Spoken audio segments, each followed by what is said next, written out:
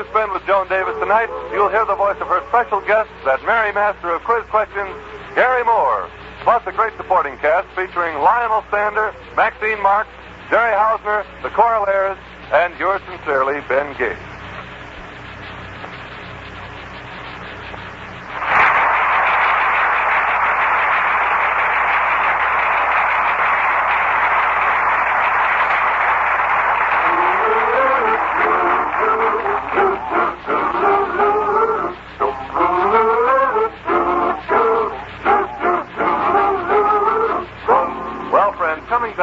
Davis, we find that quite by accident, Joni has discovered what seems to be a miraculous cleaning fluid. So filled with enthusiasm, she and her manager, Lionel, have rushed over to demonstrate it to the Moore Chemical Company. In fact, right now, they're waiting to see the president of the company, Gary Moore himself. Well, Mr. Moore is busy at the moment. Oh, Miss Goodrich. Miss Goodrich. Yes, Mr. Moore. Yeah. Come now, Miss Goodrich. Let's finish that letter I was dictating. What do you have so far? To the Acme Paint Company. Attention, Mr. Slugnuggle. Slugnuggle? That's a nice name. How do you spell Slugnuggle? With one or two nuggles? Or with a capital slug? Well, anyhow, let's get on with the letter. Yes, sir. Now, let's see. My dear Mr. Nugsluggle, in reply to yours of the 16th, I believe we should have a National Chemical Week. Why?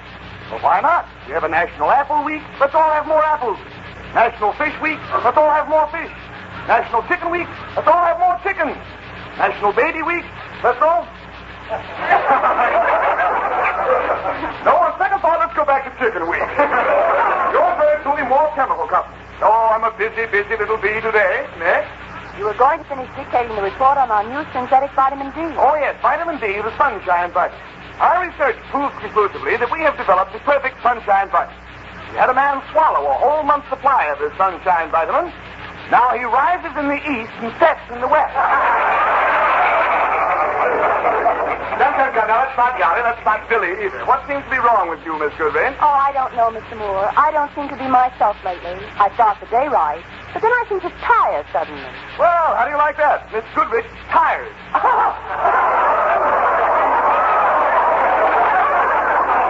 Oh, Mother, call the cows in. I'm full of them tonight.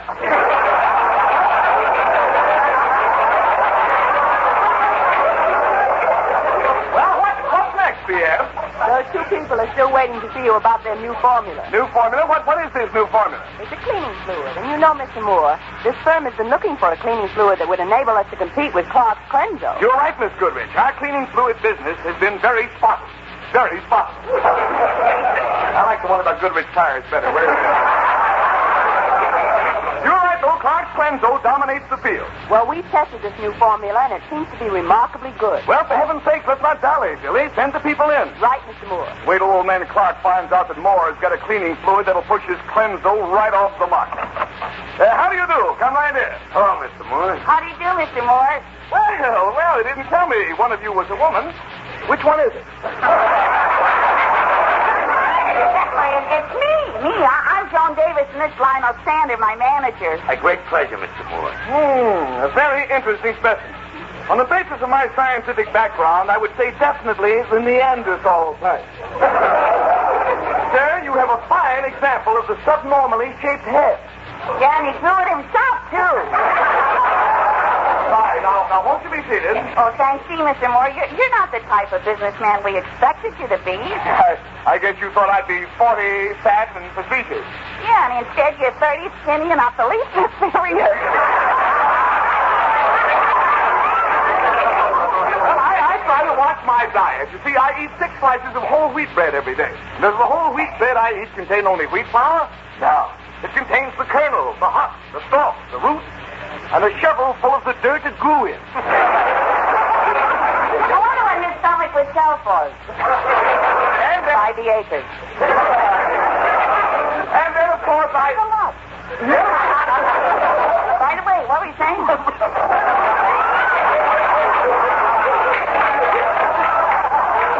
I was saying, and then, of course, I exercise. I found the best way to keep in trim is to exercise those parts of the body which are fat.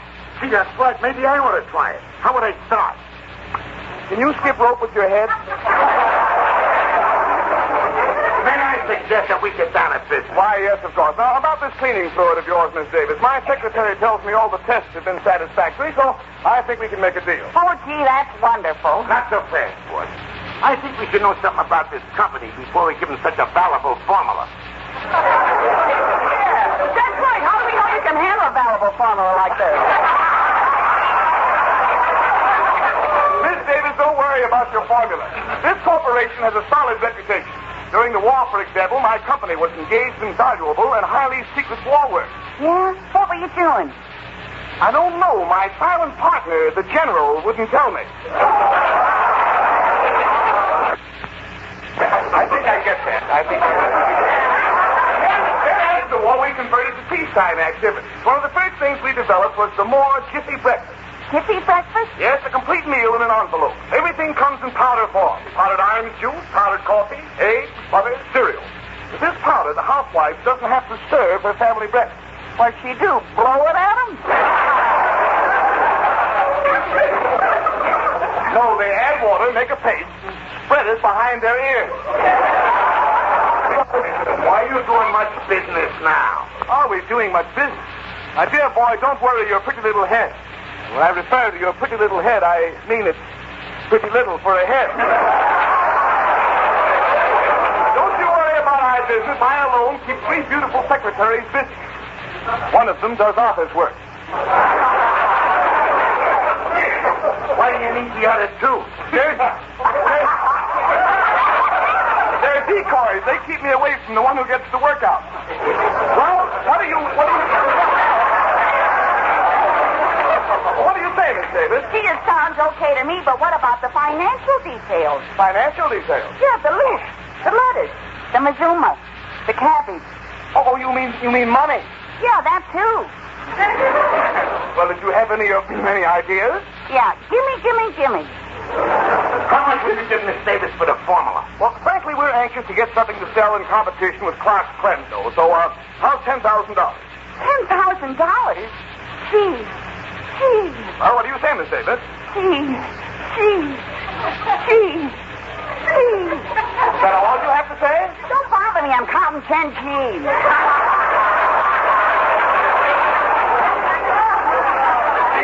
Well, if you'll come back this afternoon, Miss Davis, we'll have our contract drawn up and our check ready. Fine, we'll be there. Good. Now, let me congratulate you on inventing this cleaner. Oh, thank you, Mr. Moore. And remember, I want my cleaner available to everybody. We'll sell a bottle of it not for $1, not for 50 cents, not even for 15 cents. No, sir. The price of a bottle will be $3.50. In the morning, skies will be sunny. When Joan is cleaner, wipes Clark Cleanso off the map. Here's the contract for the new cleaner, Miss Moore, and the check. Miss Davis should be here any minute. Why, Miss Goodrich, this will be my greatest triumph. Imagine getting a hold of a cleaning fluid to compete with Clark's Cleanso. I think I'll call Joe Clark and rub it in. Oh, brother, will I tell Clark where to get off? Him and his Cleanso. Hello? Clark, this is Jerry Moore. Oh. Don't give me that old stuff. Get this, Clark. I called to tell you that we've got a new cleaner that'll knock your Cleanso right off the mark. Oh, yeah? That's what they all say. When we bring this out, you'll be a forgotten man. Goodbye, Jones. Jones, my name is Clark. You see, I've forgotten you already. Goodbye. Him and his big fat Cleanso. Well, here we are, Mr. Moore. All set to close the deal. Where's the money? Gimme. No, not so fast, Miss Davis. You haven't given me the formula for your cleaner yet. The formula? Oh, sure. Well, first you gotta take a bath in the sink, see? Then you gotta... All Mr. Moore wants to know is the 4 ingredients. That's right. What are the 4 ingredients?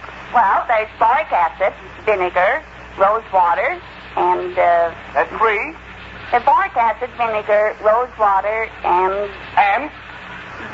Boric acid, vinegar, rose water, and... Well? I guess and is the 4th ingredient. Preposterous. No, it's not that either. I can't remember the other ingredients. Oh, no, but please. Now, wait. Everybody calm. There is no cause for excitement. This is a very common thing. Under the stress of the moment, Miss Davis has suffered temporary amnesia. A blocking of the subconscious memorabilia from becoming conscious memorabilia derived from the subconscious. I didn't know F.E. Boone had a brother. Davis, just relax. Now, look. You've mentioned boric acid, vinegar, and rose water. Yes. Now, you have 3 ingredients. You want to try for 4? Well, I can't. It just doesn't come to me. Look, Miss Davis, there are only certain kinds of chemicals that can go into a cleaning fluid. Certain groups. Now, there are acids, alkalis, catalytic agents, abrasives. Go ahead, pick a category. Okay. Famous people in history. Miss Davis, please. Famous people in history can't be a chemical in a cleaning fluid. If we're going to make a lot of jack, we'll have to find an ingredient, like an acid. Now, pick another category. Okay. Famous jackasses in history?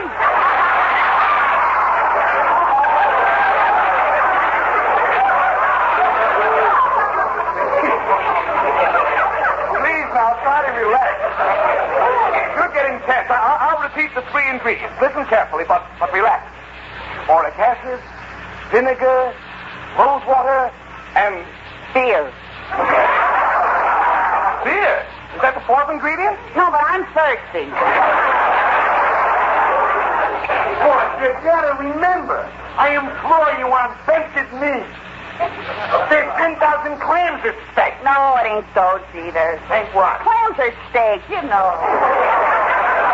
Miss Davis, you're trying too hard. You've got to relax. Now sit back, close your eyes.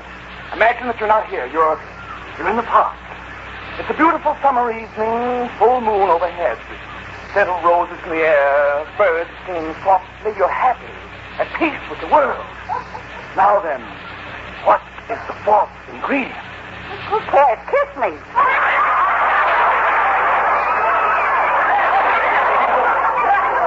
no. There's just one more hope. I'll repeat the 3 other ingredients again. Now, Miss Davis, as soon as I say a word, you say the first thing that comes into your mind. That's free association. You know how to associate freely, don't you? Yes. Kiss me. Please, now I'll mention the other words, and you say the first thing that occurs to you. Here we go. Rose water. Violet water. Boric acid. Sulfuric acid. Sulfuric acid. Burn. Vinegar. Sour. Sour. Pucker. Pucker. Kiss me. No.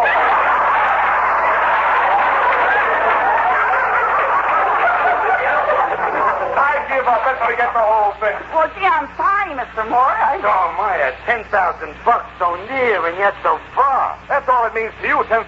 But it means I'll be the laughing stock of the business. This may mean the end of the Moore Chemical Company. Well, there's only one thing I regret. I can't beat Clark's Clenso. Clark's Clenso will just go on being the Wait a minute. I got it. What I is got it? the 4th ingredient. What is it? Clark's Clenso.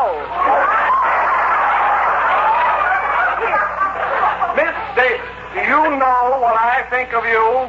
Yes, kiss me.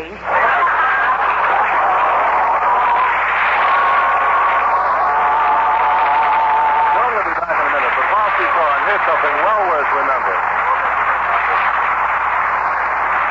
Freedom is not an individual project. It is everybody's job. It's a job which has been handed down from the time a small group of men framed the document which began when in the course of human events it becomes necessary for one people, in those words rests our American heritage. We are a people who may speak as we please, do as we please, and worship the God of our own choosing. Today, across the country, an active campaign is underway to make all Americans more aware of these cherished rights, to promote a more active participation in the affairs of the nation. This campaign is being observed in several ways, not only as an anniversary celebrating the 160th year of our Constitution, but with such features as the Freedom Train, touring from coast to coast, carrying an exhibit of more than 100 of America's most famous historical documents. Visit the Freedom Train when it arrives in your town. It stands for you and me and all America.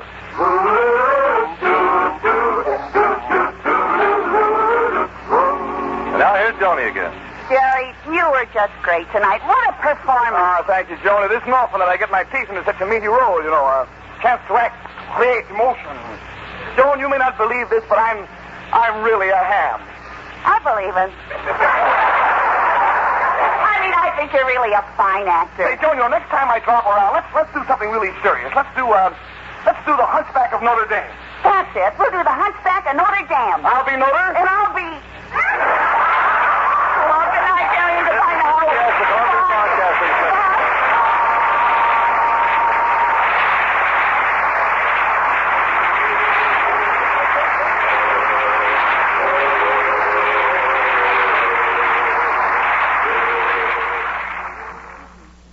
Another popular show during the 40s starred motion picture comedian Joan Davis in Leave It to Joan.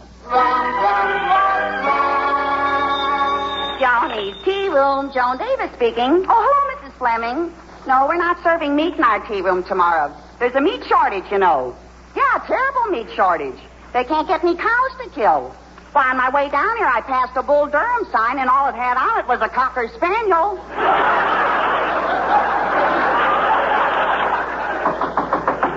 Yeah, I wonder who that can be. May I come in? Why, certainly, but you see, we're not really open for business yet. Well, my name is Wally Brown, and I, Oh, Wally Brown! Yeah, anyhow,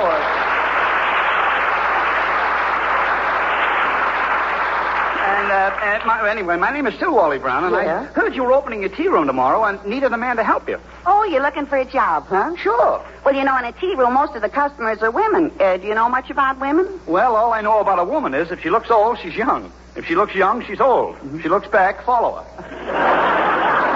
Mm-hmm. Well, anyhow, waiting on customers is only one of the jobs. You know, you'll have to set the tables, mop the floors, wash the dishes, and do all the heavy work. Well, I may not look it, Miss Davis, but I'm strong. I have muscles in my arms, muscles in my shoulders, muscles in my neck, muscles in my... Well, I've gone far enough in that direction, I think, don't you? Gee, I think you have, too. But what makes you think that you'd like working for me, Wally? Well, gosh, I've heard so much about you. People say you're wonderful fun to work for. They call you the queen of comedy. Well, now, really, Mr. Brown? And now that I see you, I agree with them. Really, you are a queen. You have everything a queen should have. Oh, it's just standard equipment. You know, as a matter of fact, I don't feel too good today. Why? What's wrong? Well, I've been all nervous about getting everything set for my opening tomorrow, you know. And on the way down here today, I got into a little trouble. Trouble? Yeah, I was arrested for driving too slow. What do you mean too slow? The police car caught up with me. Oh. Well, just how fast were you going? 15 miles an hour. Wait a minute now. 15... You can't be arrested for driving 15 miles an hour. On the sidewalk? Oh, on the sidewalk. So you see, that's why I've got this worried look on my face. Well, I don't see any worried look. You look wonderful to me. Oh, well, thanks. You know, you look kind of snappy yourself. I just love that two-tone outfit you have on, especially that sport coat. Oh, the coat? Oh, it's just an ordinary coat. Made of mohair. Yeah? I wonder where Mo gets all that hair. And, gee, you smell kind of pretty, too. What is that you have on? This is something called Lover's Lament. It's made of a rare spice, and very rare. In fact, it's very hard to get. Is that so? Very hard. Well, smell this handkerchief, Polly. Gee, that's wonderful. What is it? Clean linen. You can't get it at all.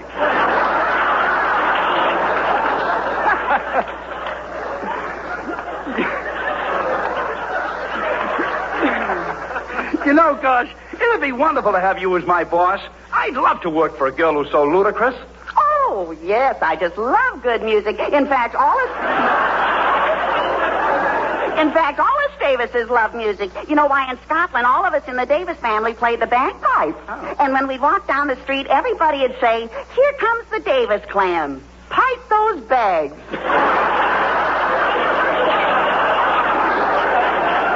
Are there any questions on that one? Well, be that as it is, you still haven't answered my question. What question? Do I go to work for you in your tea room beginning tomorrow? Well, yes, I think I will try you out. Oh, boy, that's great. You know, this is the chance I've been looking for. I'll do everything in my power to make good, too. And now that you've been running your tea room for a year or so, and I'm very new at it, I wonder if there's any advice you can give me to help me. You really want my advice? You bet I do. All right. Come here, Wally. I'm going to talk to you like a Dutch uncle. Yes? Ein kleiner Flirtekraus und Bagel Doomstar. I wonder if that means anything. You know, frankly, I haven't any idea what you're talking about. Not even the slightest inkling. The slightest whatling? Inkling. Don't you know what an inkling means? Oh, sure. When two fountain pens get married, they have a little inkling. Gosh, I didn't think you knew. But, really, Joan, I'm certainly glad you're going to give me the chance of working with you. You know, I've always dreamed of living out here in California and basking in the beautiful sunshine. Basking in the what? In the sunshine. Why, Wally, do you think it's always like this? Isn't it? Listen, Wally. here in California, people are proud of the climate, always fair. And when a cloud appears, they shed no tears. They never will admit it's fair. All the weather outside is appalling. The Chamber of Commerce is stalling. They hasten to explain. 'Tis a rain, 'tis a rain, 'tis a rain. And the weatherman is frowning, 'cause the ducks in his pond are drowning. But he stubbornly maintains, 'tis a rain, 'tis a rain, 'tis a rain. And the Hollywood Bowl is jammed. Every seat in the place is sold out. While the people enjoy Chopin, they're sitting there fishing for trout. Oh, I heard a man remarking as the troops were disembarking from a battleship at 5th and Main. 'Tis a rain, 'tis a rain, 'tis a rain. I see the cottages floating by. Hear the lightning and thunder crash. And the water is getting high as your father's mustache. When April showers come down this way, true Californians brush them away. For when it's raining, here's their excuse. They say it isn't raining rain, you know, it's raining orange juice. They insist that the sun is beaming. You can hear the natives screaming as they disappear down the drain. 'Tis a rain, 'tis a rain, 'tis a rain.